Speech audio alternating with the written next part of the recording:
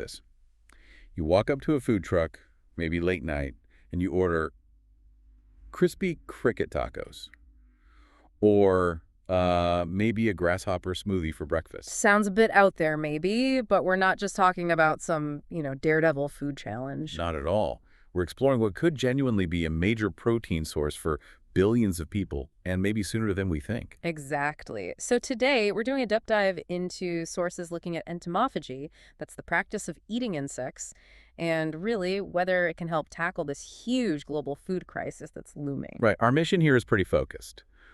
We're digging into the data on sustainability, the nutritional facts, the actual experience of eating them. Yeah, we want to see if insects really are the sustainable, environmentally friendly kind of game changer we need, especially with, 9.7 billion people projected by 2050? It's a massive challenge, and the solution might just be, well, crawling around at our feet. And look, if you find this kind of deep dive valuable information that's, really trying to get to the bottom of things, you should definitely check out Mind Expansion Daily. Absolutely.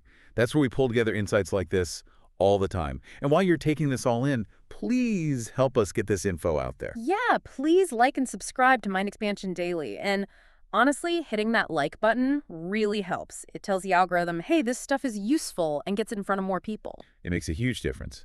Also, if you value what we do, the research and bringing this together, maybe consider buying us a coffee. The link's right there in the description. We'd really appreciate it. One last thing we genuinely want to hear from you. Once we've laid out the summary, jump into the comments. Do you agree? Disagree? What are your thoughts? And please tell us where you're listening from. We're trying to grow our reach worldwide, and knowing where you are helps us figure that out. Okay, let's get into it. The scale of the problem first. Right. Let's set the stage. The UN's projections, they're pretty stark. We need something like a 70% increase in global food production by 2050. 70%. That's huge. It is. And the way we produce food now, it just can't scale up like that without causing catastrophic damage to the environment. Okay, so let's unpack the current system a bit. Traditional protein, like livestock farming, its environmental footprint is just enormous, right? People talk about cars and planes, but farming? Farming, specifically livestock, is a massive player. The FAO, that's the Food and Agriculture Organization, they put livestock farming at about 14.5% of all global greenhouse gas emissions. Wow, 14.5%. Yeah, and get this, that's more greenhouse gas than the entire global transportation sector. All the cars, trucks, ships, planes, everything combined. That really puts it in perspective. Yeah. And cattle seem to be the big ones, the real resource hogs. That's a good way to put it. The numbers are kind of staggering. Producing just 1 single kilogram of beef, that can take up to 15,000 liters of water. 15,000 liters For 1 kilo. And on top of that, about 10 kilograms of feed for that same kilo of meat. The input versus the output, it's just incredibly inefficient. So you add up the land needed for grazing, the land for growing all that feed. It leads straight to deforestation, water pollution, loss of biodiversity. And all that methane from the cattle themselves, accelerating climate change.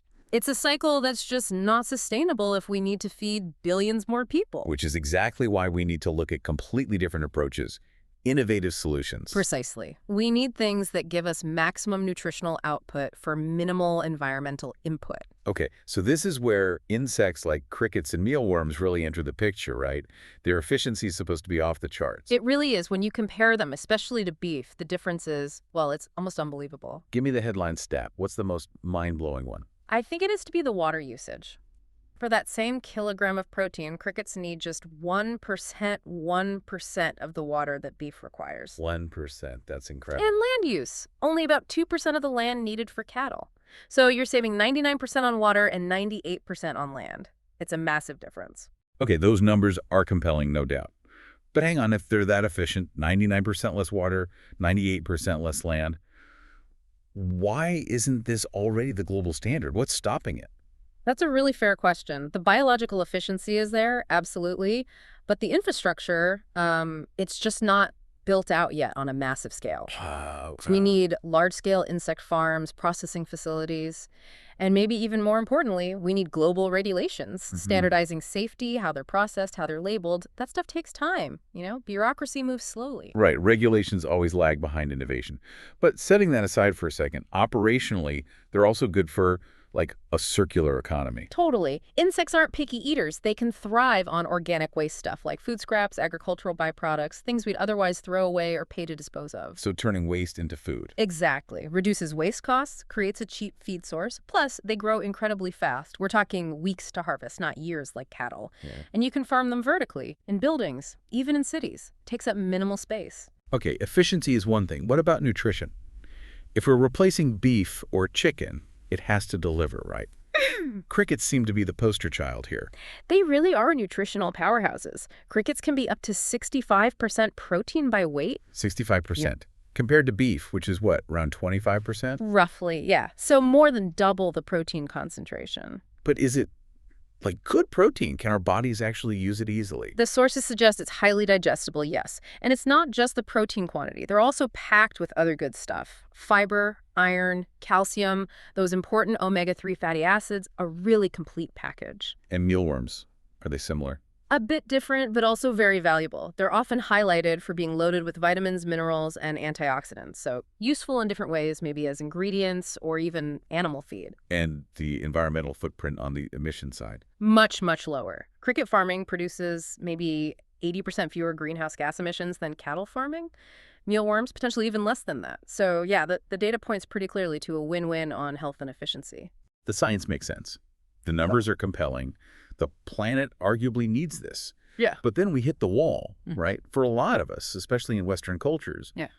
There's just that ick factor. Yeah, we absolutely have to acknowledge that visceral reaction. But it's really important to remember this isn't some weird new fad globally. Right. Eating insects, entomophagy, it's ancient history for hundreds of cultures. Think roasted grasshoppers, chapulins in Mexico, or fried silkworms in parts of Asia. The ick is definitely more of a cultural overlay than some kind of universal human response. So let's look at how it works in practice. The sources mention a really interesting example in Thailand with cricket farming. What made that model stand out? It stood out because it was so, well, simple and effective at the community level. You had these farmers in a small Thai village dealing with waste vegetable scraps, rice bran, stuff like that, costing them money to get rid of it. Okay. They started farming crickets and realized, hey, the crickets love this stuff. So they started feeding the crickets their organic waste. So they turned a cost into an input for a new product. Clever. Exactly. Reduced their waste costs and created a new, profitable, and nutritious product to sell. It's a great model because it doesn't need huge investment, it uses local resources, and it provides a sustainable income stream. Very replicable. That tackles the economics. Sure. But what about actually eating them? The sources describe this 7-day challenge, someone incorporating insects into their diet. What was the main takeaway on taste and texture? I think the biggest thing was versatility, how much the preparation matters. The initial mental block is real, for sure.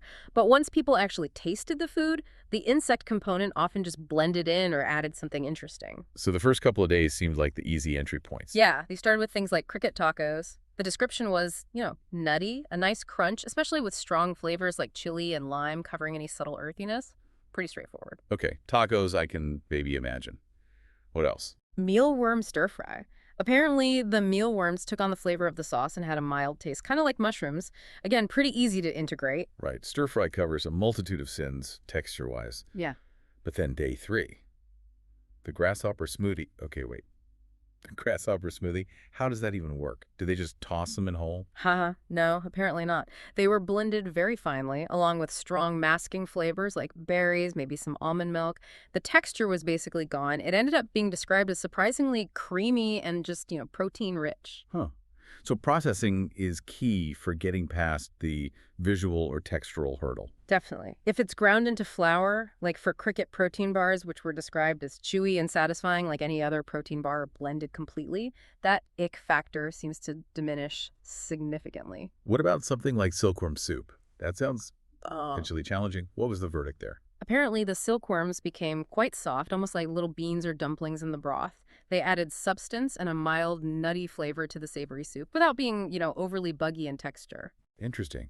And the biggest surprise seemed to be an ant salad. What was surprising about ants? The flavor. They were described as having this really bright, tangy, almost citrusy taste.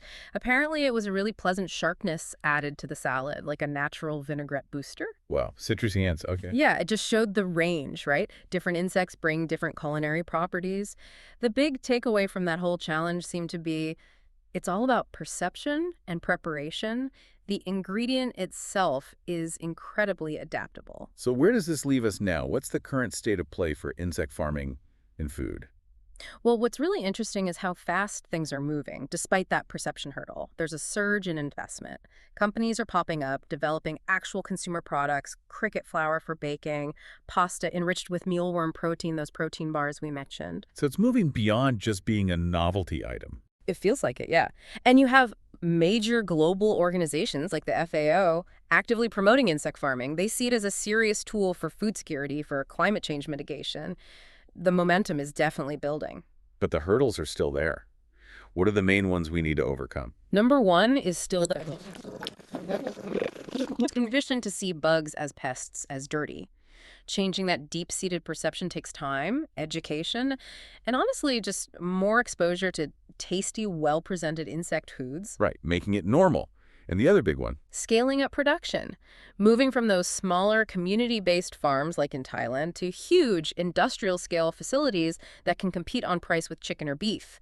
That needs serious investment. Infrastructure, automation, ongoing research to make it all super efficient. so getting the cost down and the acceptance up. Exactly. The path to making insects mainstream really relies on winning over consumers. That means smart marketing, focusing on the benefits, health, environment. It means developing genuinely delicious recipes. And it means getting these products onto supermarket shelves, making them accessible and affordable. Okay, so let's wrap this up. What's the bottom line from our deep dive today? Well, looking at the data, the conclusion seems pretty clear. Insects offer a food source that's incredibly efficient compared to traditional livestock. They're sustainable, highly nutritious, and could drastically reduce the environmental damage, particularly water use and greenhouse gases associated with feeding ourselves. The potential is undeniable. It really is. Which leads to, I think, the final provocative thought for everyone listening. Go on. We've seen the evidence. The science shows the efficiency, the nutrition. It works. The real challenge isn't technical anymore. It's cultural. So the question becomes, if we know we need to boost global food production by 70% without wrecking the planet, what's the real cost of clinging to that ick factor? Choosing between cultural comfort and potentially planetary necessity. That's a heavy thought. It is, and it's the conversation we need to be having. Absolutely. A really fascinating area and definitely something to keep an eye on. Thank you for joining us on this deep dive into the future of food. If you're interested in other forward-thinking food solutions, the sources did briefly touch on things like vertical farming, which might be worth exploring too. Good point. We hope you'll keep thinking about this, and please share your thoughts in the comments below. Catch you on the next deep dive.